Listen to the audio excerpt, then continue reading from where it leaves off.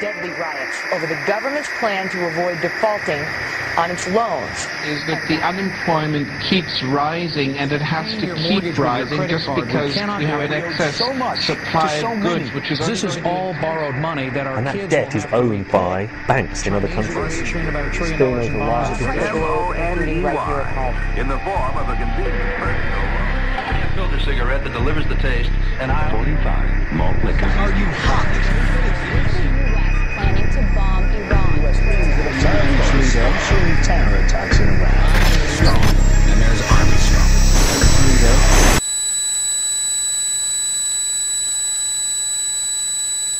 Modern psychology has a word that is probably used more than any other word in psychology. It is the word maladjusted. Maladjusted. I would like to say to you today that there are some things in our society and some things in our world for which I'm proud to be maladjusted. And I call upon all men of goodwill to be maladjusted to these things until the good society is realized.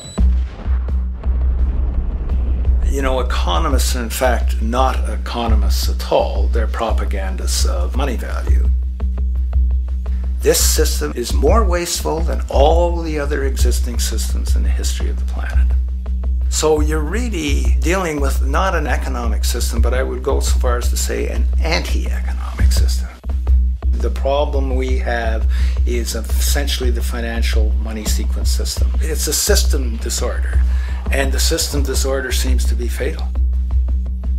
There is no profit under the current paradigm in saving lives, putting balance on this planet, having justice and peace or anything else. Disease supports medicine. It supports doctors and hospitals. But if you really were able to eliminate most diseases, you would eliminate professions as well. You have to create problems to create profit. Crime does create business. We have now roughly 2 million people incarcerated in this country. Many of them are in prisons run by private corporations who trade their stock on Wall Street based upon how many people are in jail. But that's a reflection of the culture in which we live, in which we've all, to one degree or another, endorsed.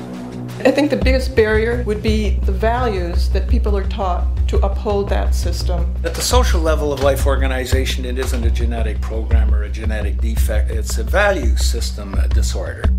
What you have to understand is that the intellectual culture of a society actually reflects the power interests in that society, the dominant perspective. In the past, throughout almost all of human history, the main threat to human survival was nature. Today it is culture.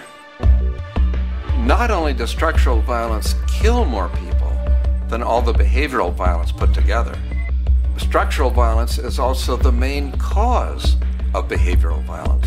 Some colleagues at Harvard studying this suggested that inequality acted as a social pollutant because it affects almost everyone in society. The immune system cannot recognize the invasive cancer, and it takes over the whole body until the body collapses. And we're in that spasming, collapsing form now. So the system has to be corrected, not print more money and give it to banks. That doesn't deal with the problem. Every level of life organization and life system is in a state of crisis and challenge and decay or collapse. The problems that we have today will continue to go on. This will never go away within a monetary system. It's clear that we're on the verge of a great transition in human life. That what we face now is this fundamental change of the life we've known over the last century. There has to be a link between the economy and the resources of this planet, the resources being, of course, all animal and plant life, the health of the oceans and everything else. This is a monetary paradigm that will not let go until it's killed the last human being. The in-group will do all it can to stay in power. And that's what you got to keep in mind. They'll use the Army and Navy and lives or whatever they have to use to keep in power. They're not about to give it up because they don't know of any other system that will perpetuate their kind.